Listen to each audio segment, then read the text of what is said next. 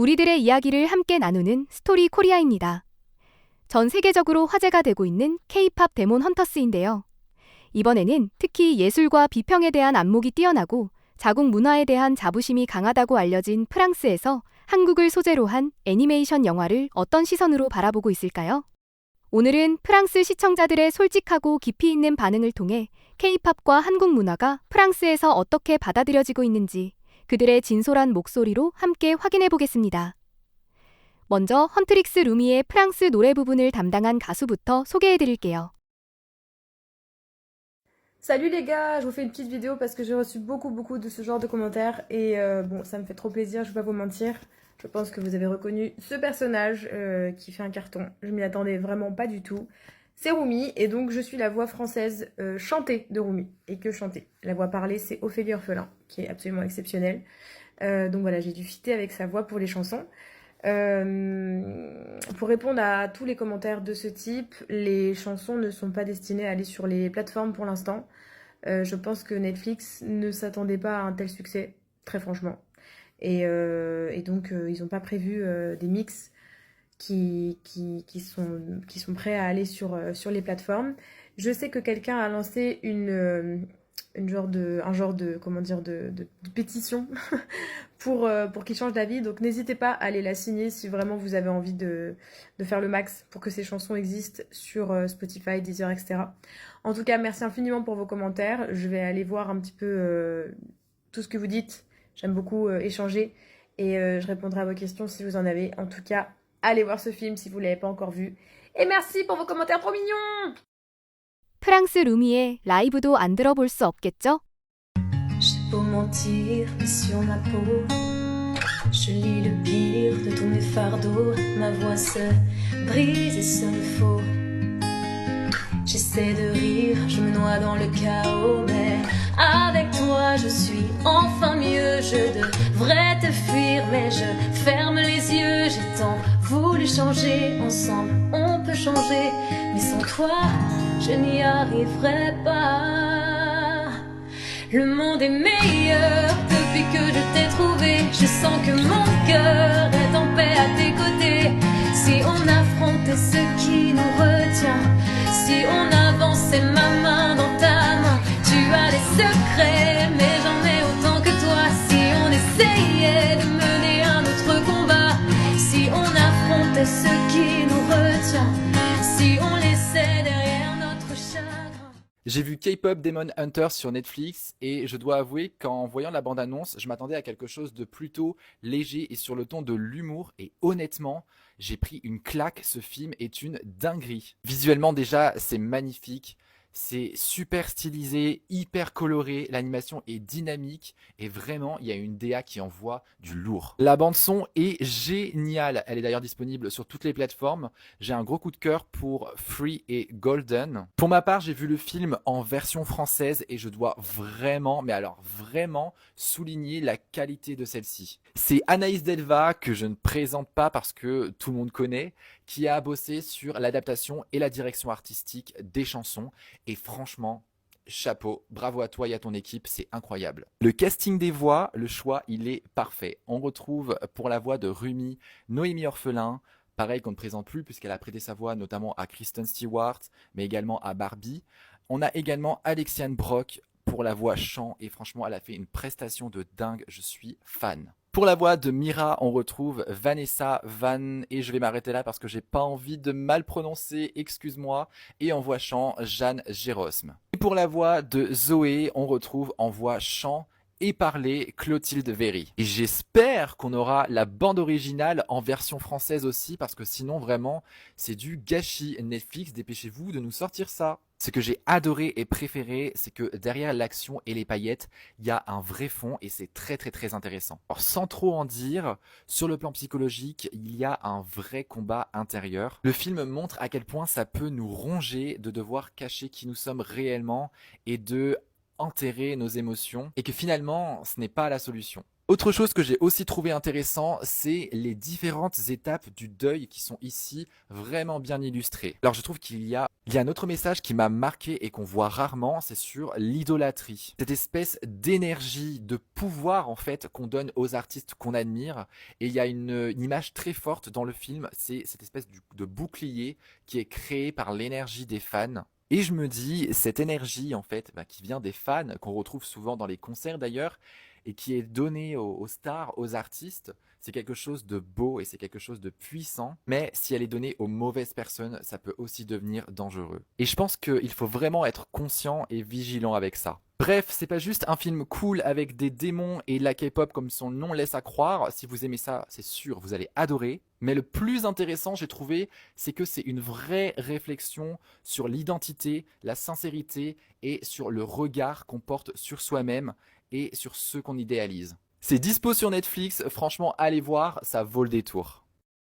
다음은 영어와 프랑스어로 함께 부르는 골든을 들어보실게요. I'm done hiding, now I'm shining like a butterfly. We're dreaming and we can so far now, I believe. We're going up, up, up, it's our moment. You know together we're glowing, gonna be golden. Oh, up, up, up, it's our voices. You're gonna catch us all then, gonna be golden. Oh, I'm done hiding, now I'm shining like a butterfly. Oh, our time, no fears, no lies, that's who we're gonna be. Oh, one day secret overbriller à travers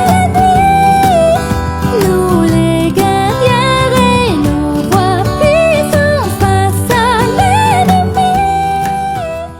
Je reviens après avoir écouté toutes les musiques version française de K-pop Demon Hunters et j'avoue qu'il y a des chansons qui sont vraiment pas mal en français.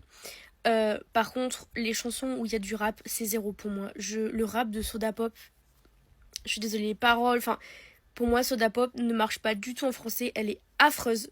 Vraiment, je suis désolée, elle est affreuse. Par contre, Golden, elle est incroyable en français. Là, rien à dire. What It Sounds Like est aussi incroyable en français. Par contre, tout ce qui est Take Down, How It's Done, etc., quand il y a du rap, c'est loupé. En fait, le truc, c'est que c'est pas forcément la faute des doubleurs.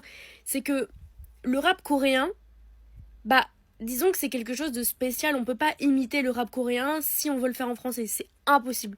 C'est pour ça que je trouve que c'est très mal réussi, le doublage en français sur les raps. Par contre, les chansons sont quand même pas mal en français. Vraiment, juste voilà, quand il y a du rap, c'est loupé. C'est loupé. Et vraiment, la pire, je trouve que c'est Soda Pop. Vraiment, j'ai paniqué en écoutant. Je suis désolée pour les doubleurs, mais non, c'est pas possible. My Idol, elle est bien en français. Juste quand c'est le rap, c'est dégueulasse. Je suis désolée. Je supporte pas. On dirait pas du vrai rap. Ça me... Je sais pas comment vous dire, mais moi, ça me dérange. Par contre, quand il n'y a pas de rap, alors là, je suis d'accord. Elles sont incroyables en français. Golden, elle est incroyable. Mais je pense que la mieux de toutes, non, c'est What It Sounds Like et Golden. Les deux sont incroyables en français et là j'ai rien à redire. Vraiment, Golden pour le coup, quand je l'écoutais en français, j'avais l'impression de l'avoir déjà entendu. Comme si genre, c'était évident que c'était en français. Donc là pour le coup, j'ai rien à dire, elle est vraiment pas mal en français. 프랑스어 버전의 랩 부분이 아쉬웠다는 의견도 있었는데요. 다음 영상에서 어떤지 한번 들어봐 주세요. Oh, le temps passe et je ne sais plus pourquoi j'ai voulu me battre. Tout a changé en moi. Tu as détruit toutes les barrières qui me protégeaient de mes sentiments. Tu as réveillé celui que j'étais qui se cachait depuis longtemps. Quelque part entre le monstre et l'imposteur, j'ai perdu mon chemin. Je me noie, je m'entête dans une direction qui n'a pas de fin. Tout est plus simple près de toi, tu es la seule qui me voit. Je veux y croire, j'ai si peur, c'était une erreur. Le monde est meilleur depuis que je t'ai trouvé. Juste pour vous expliquer une petite anecdote, je sais pas si vous avez vu, mais sur Netflix, ils ont sorti un film qui s'appelle, je crois, il me semble, K-pop Demon Hunter, un truc comme ça. Et moi, je me suis dit, cool, enfin un film que je vais pouvoir regarder avec mes filles, trop qui va nous plaire à toutes, quoi. Voilà, un petit film tranquille, tout mignon. comment vous dire que mes filles, à la fin du film, elles ont juste dû consoler leur mère qui était en pleurs pendant 1 heure. Voilà. Donc, juste un mot, pourquoi?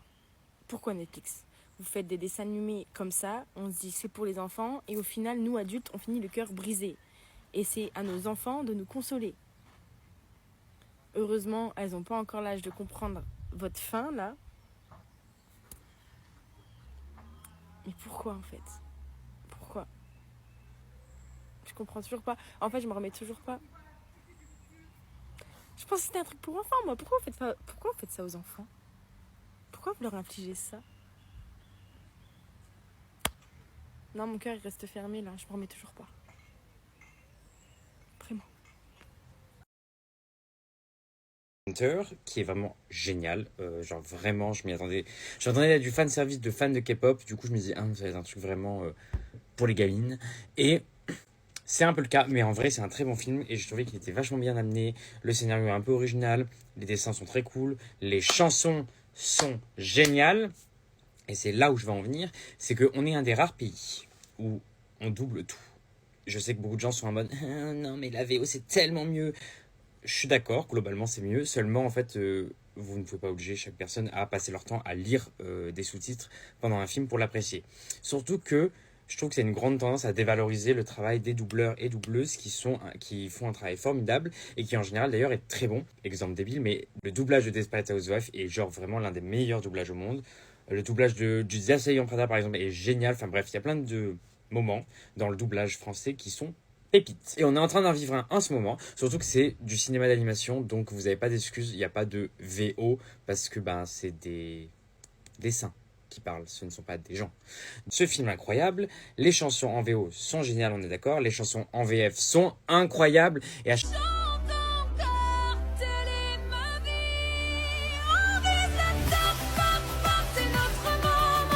fois que je vois des chansons de K-pop bien traduites, bien doublées, bien chantées, je me dis mais putain, mais en fait on peut faire de la pop qui bouge de ouf en français sans que ça paraisse cringe.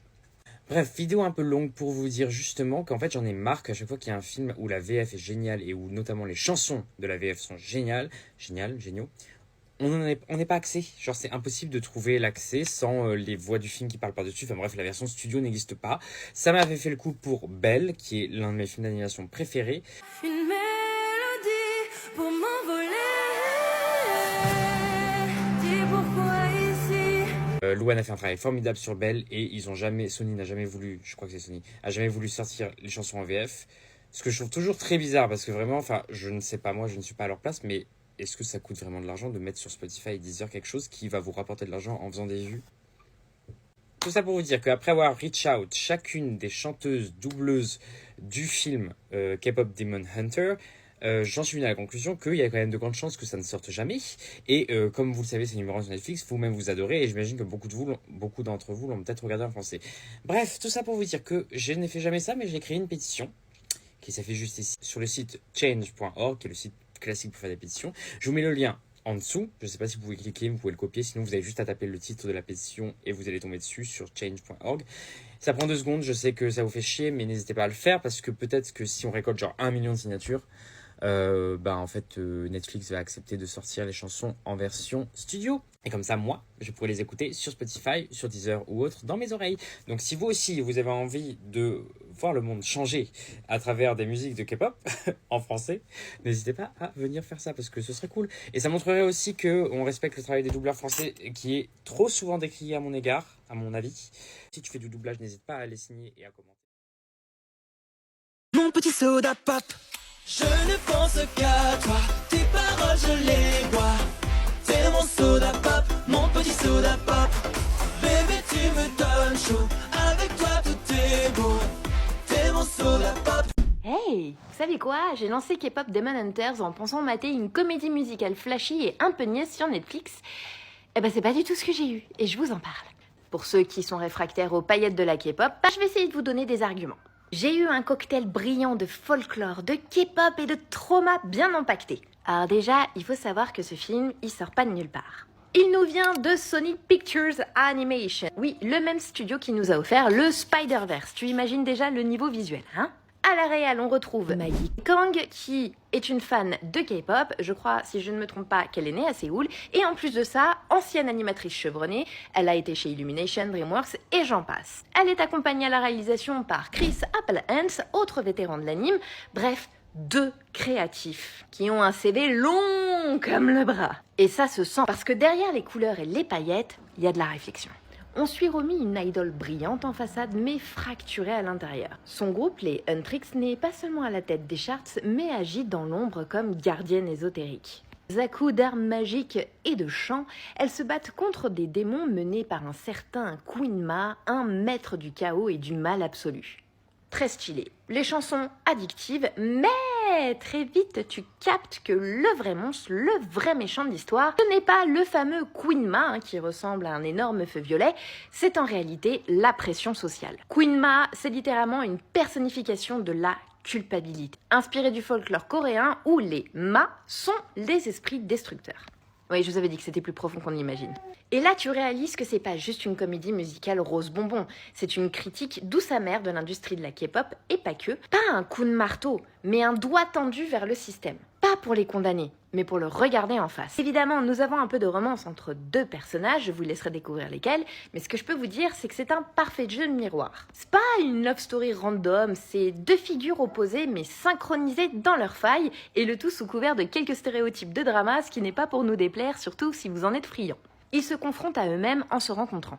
C'est bien écrit, c'est intelligent. Et le reste ? Design très symbolique, lune, regard, énergie, mise en scène à tomber avec quelques rictus manga qui nous rappellera quelques shoujo de Magical Girl des années 90. Un tsunami de stéréotypes assumés aussi bien chez les fans de K-pop, les stars et les producteurs. Et avec une touche de Sailor Moon, de folklore, moi ça me régale. Même les démons K-pop boys band sont un clin d'œil à l'entertainment toxique.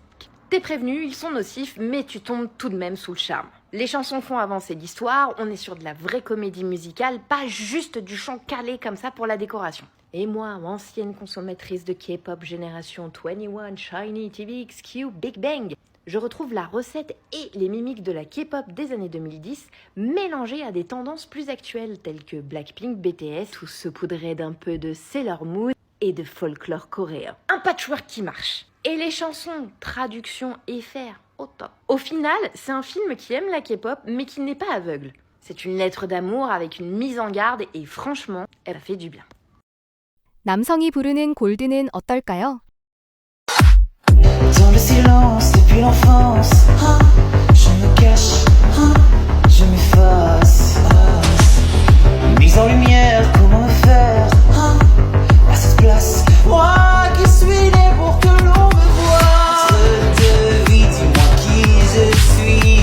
J'ai besoin de trouver ma place. Je connais les conflits, je fais trop de bruit, mais j'ai pas peur de mon audace. Regarde-moi bien en face, j'en ai assez. Je veux briller à travers la nuit. On a traversé tant d'épreuves et aujourd'hui on vise le top, top, top, c'est notre moment. Rien ne pourra nous arrêter, on est venu là pour briller. Au top, top, top, on va de l'avant. On commence à se dépasser, on est venu là pour briller.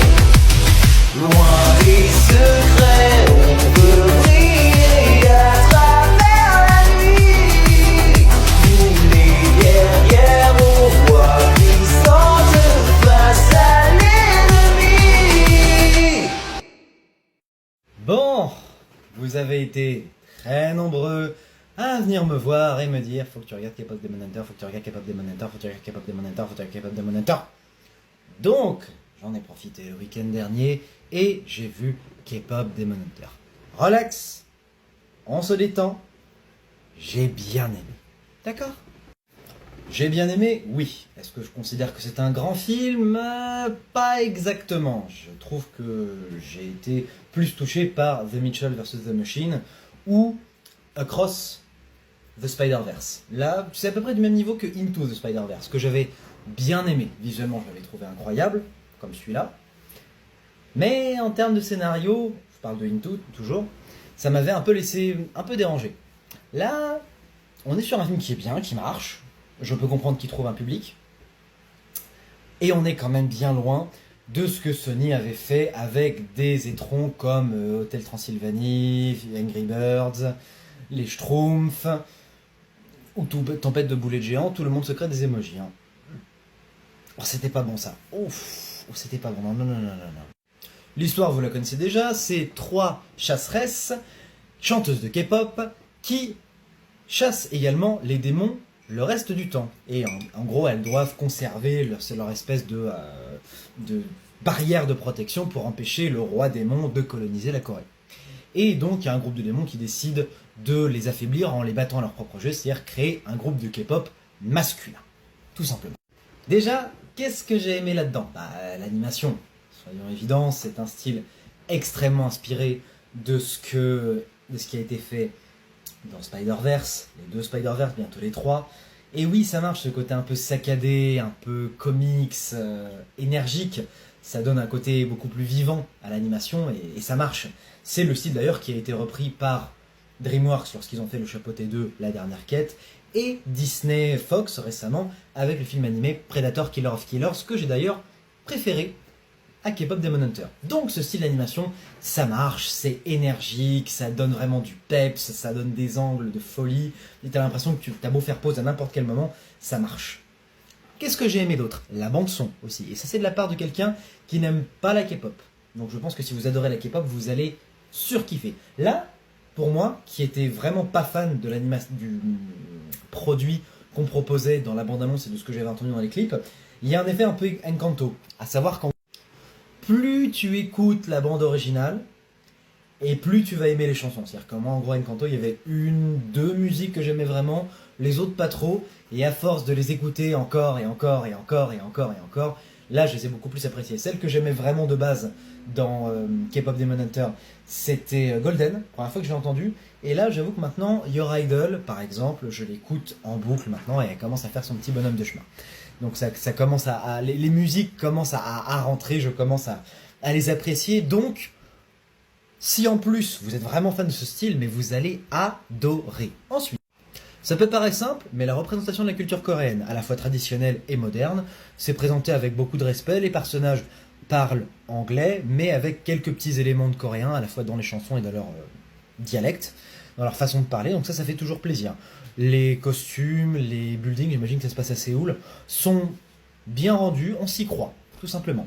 Et dernier élément, la tension. J'avais peur que ce film soit un peu trop cousu de fil blanc, et assez tôt dans le film, on te présente qu'il y a, sans spoiler, des membres du groupe qui mentent à d'autres et qui cachent justement des éléments, et tu te demandes, bon bah du coup là il y a de plus en plus de tension, et ça crée vraiment une tension palpable au sein du groupe, et comment est-ce qu'elles vont faire pour réussir à se comprendre derrière, réussir à avancer, sachant qu'il y a cet élément très complexe qui sommeille et qui en gros est latent. Et là je me suis dit, ok, ça crée des tensions, qu'est-ce qu'ils vont amener et qu'est-ce que ça va provoquer ensuite dans les interactions avec les personnages.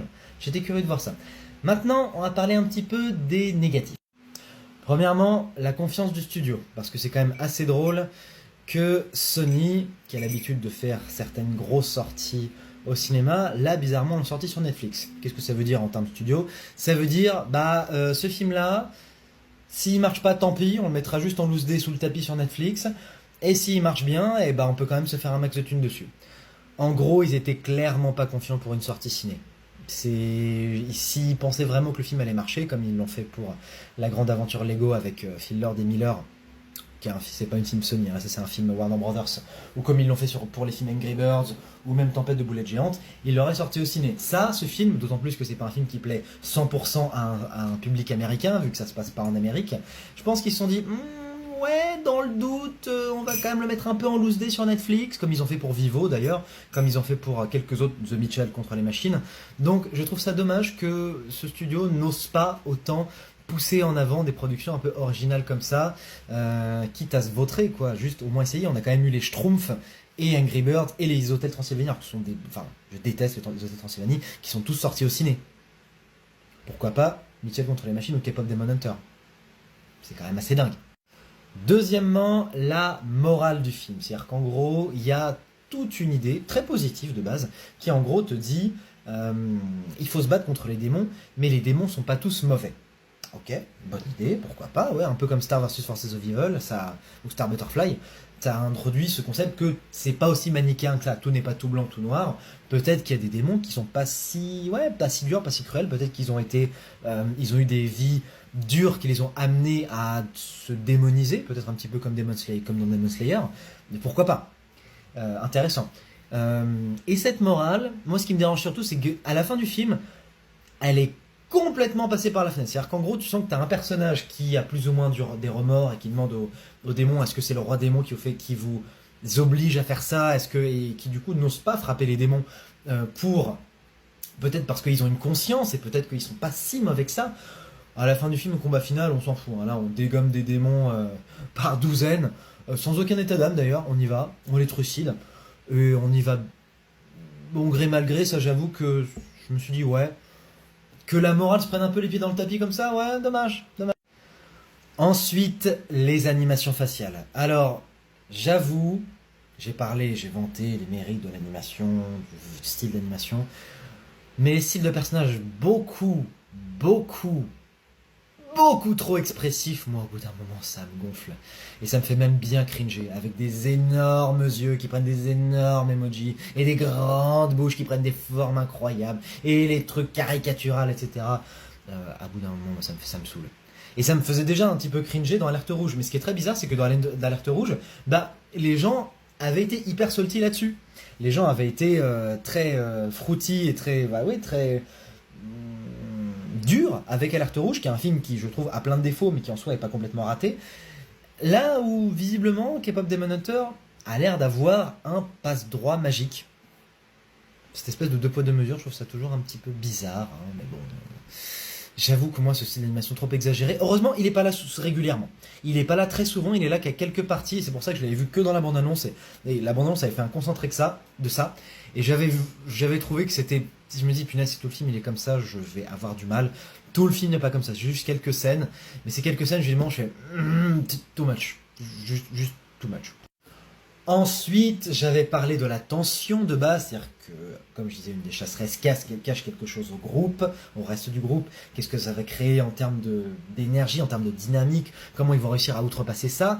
Mais dans le fond de ma tête, je me suis dit, j'espère vraiment qu'ils vont pas faire ce que je pense. J'espère vraiment qu'ils vont pas faire ce que je pense. Faites pas ça, s'il vous plaît. Et s'ils tombaient exactement là-dedans, c'est ce qu'ils font. Ce film est ce qu'on appelle une révélation du menteur. En gros, c'est un cliché énorme de cinéma où il y a un personnage qui a un secret et les autres doivent pas le savoir. Et au bout des 2/3 du film, il révèle son secret. Voilà. Et pourquoi est-ce que c'est aussi pénible? Parce que tu sais exactement comment ça va se développer.